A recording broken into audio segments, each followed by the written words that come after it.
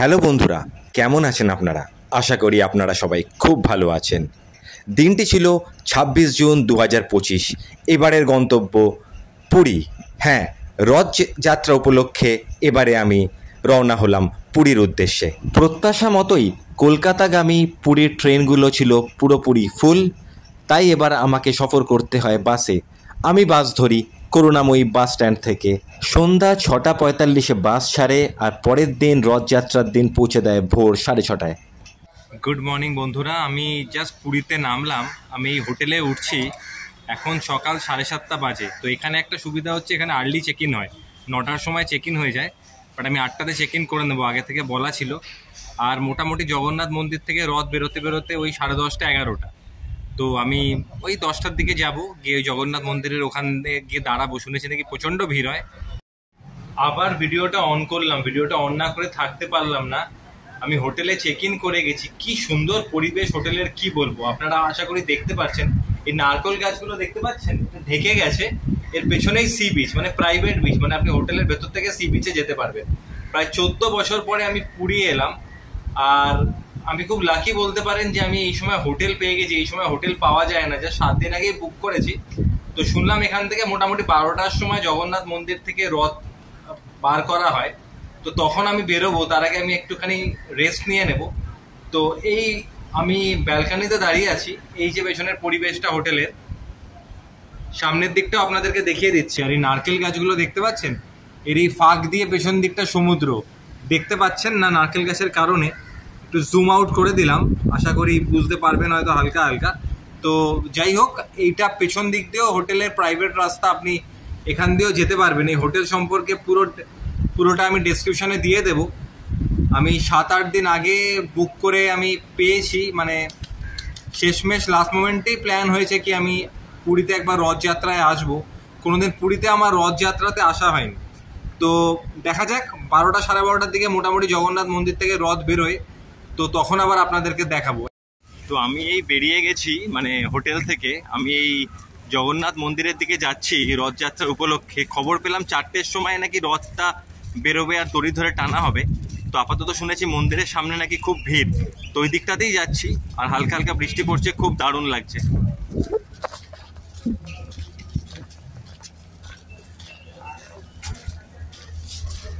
তো চলুন মন্দিরের সামনে গিয়ে আমি আবার ভিডিওটা অন করছি। ভিড়টা শুধু দেখুন।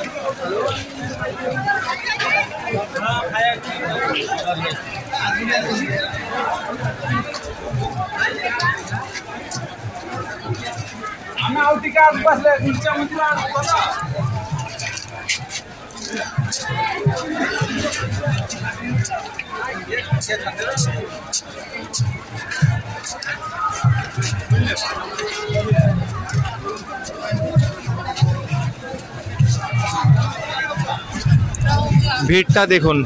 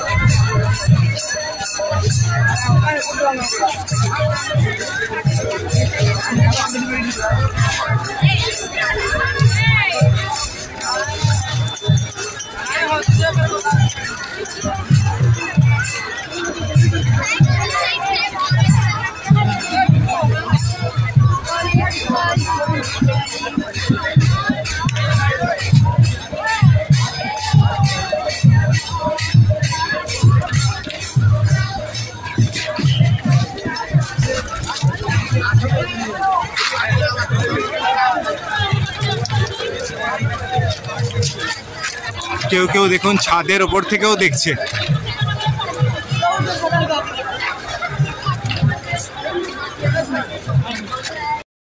সেই দিন ভিড়ের ধাক্কায় আমার প্রাণ যেন ওষ্ঠাগত হয়ে উঠেছিল।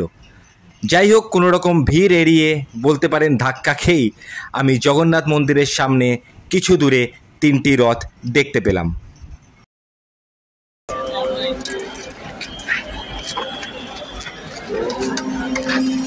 অবশেষে জগন্নাথ মন্দিরের সামনে এসে দাঁড়িয়েছি আমরা।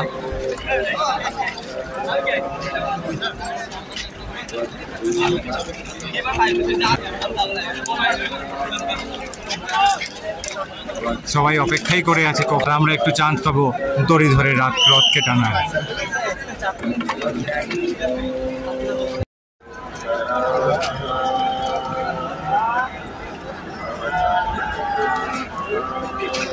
আশা করি আপনারা 3টে রথের চূড়া দেখতে পাচ্ছেন।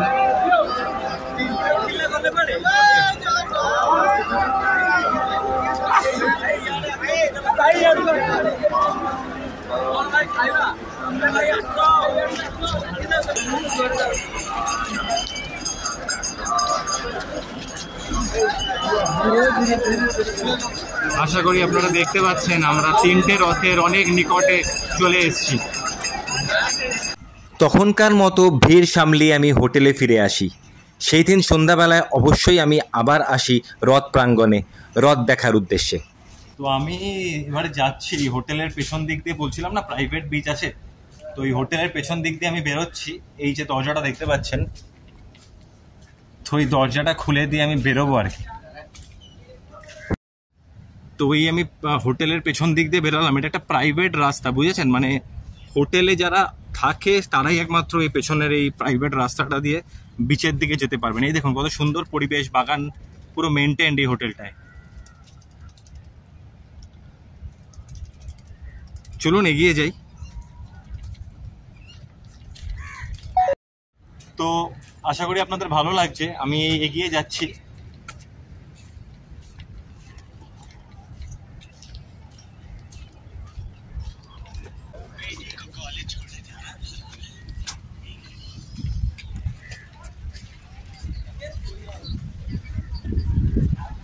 नहीं गा देख अच्छे कर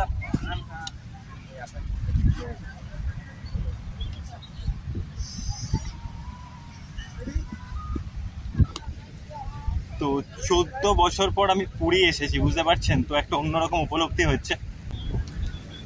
রথযাত্রা পুরীটা একটা বিশেষ উৎসব, অবশ্যই আসবেন রথে পুরীতে। তো আমি লাকি যে আমি হোটেল পেয়ে গেছি 7 দিন আগে বুক করে, সচরাচর পাওয়া যায় না।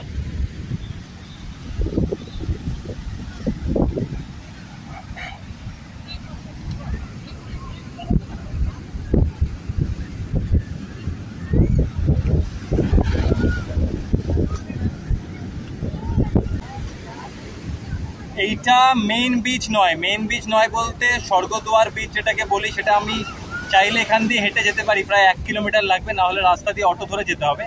কিন্তু এই জায়গাটা একটুখানি ফাঁকা ফাঁকা, আপনারা ফ্যামিলির সাথে টাইম স্পেন্ড করতে পারেন।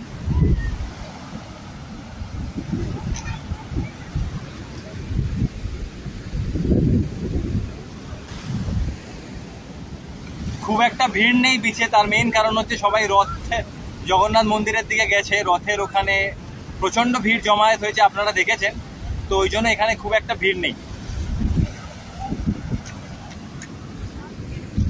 তো সন্ধ্যেবেলার দিকে যাব স্বর্গদ্বারের দিকে, আপাতত একটু এখানে এসছি। এখন মোটামুটি 3:30 বাজে। ওই 6টার দিকে একটুখানি মাসির বাড়ির দিকে যাব, মানে পুরীর মাসির বাড়ি, যেখানে রথটা ধরে দড়ি ধরে টানার একটু চেষ্টা করব। খুবই ভিড় থাকবে, তাও চেষ্টা করব। তারপর ওইখান থেকে আমি স্বর্গদ্বার সমুদ্রের দিকে যাব।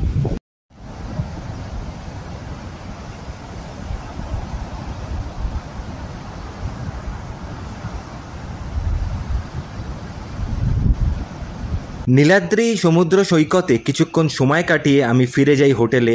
একটু ফ্রেশ হয়ে আমি বেরিয়ে যাই সন্ধ্যাবেলা সেই রথযাত্রার প্রাঙ্গণে। শুভ সন্ধ্যা সবাইকে পুরী থেকে। আমি বেরিয়ে পড়েছি। আমি যেমন বলেছিলাম কি মাসির বাড়ির দিকে যাব, যেখানে গিয়ে আমি রথটা টানার চেষ্টা করব।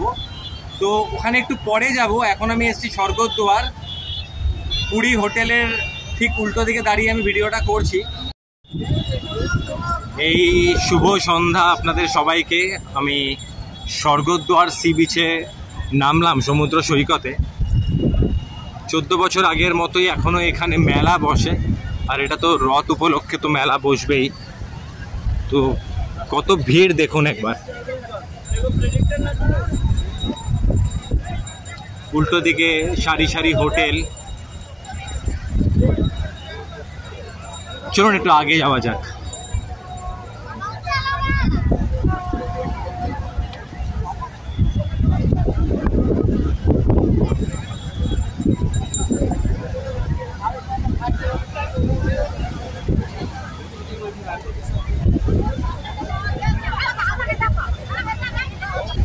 সমুদ্রের ঢেউটা শুধু দেখুন একবার। আমি একটু এগিয়ে যাচ্ছি।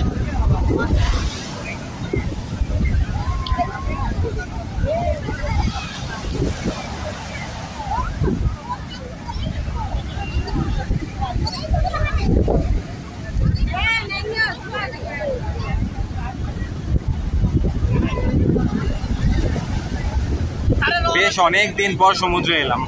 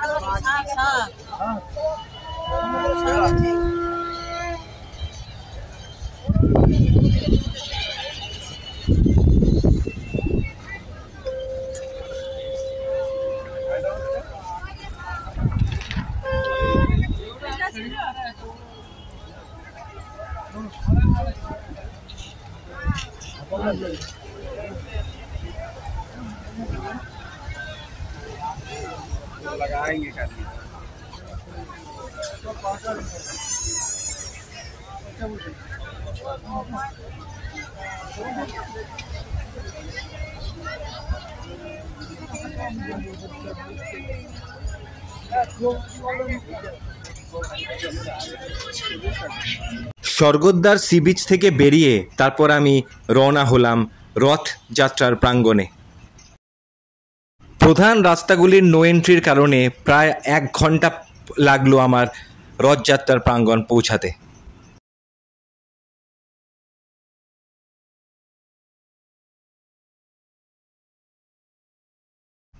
দুপুরবেলার মতো এইবার আর 3টি রথ একসাথে দেখতে পেলাম না। বুঝতে পেলাম বলরাম আর সুভদ্রা দেবীর রথ মাসির বাড়ির উদ্দেশ্যে রওনা দিয়ে ফেলেছে ততক্ষণে। তাই আমাদের জন্য চোখের সামনে রইল জগন্নাথ দেবের রথ।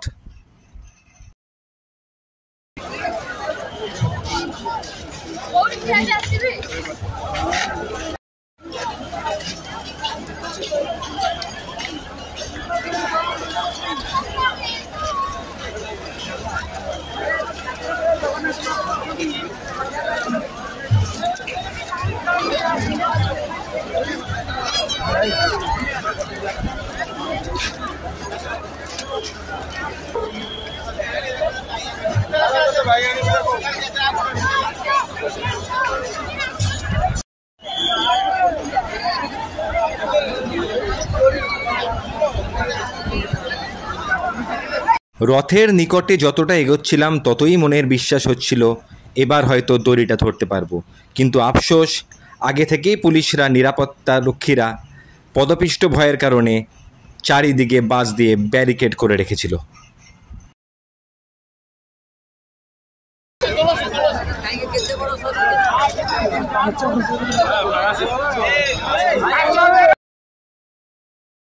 পুরীতে রথযাত্রায় এসে আমার জীবন সার্থক হলো। এর পরের ভিডিওতে অবশ্যই আমি আশেপাশে কিছু মন্দির দর্শন করেছিলাম, যা পরের ভিডিওতে আমি নিয়ে আসব। সঙ্গে থাকবেন।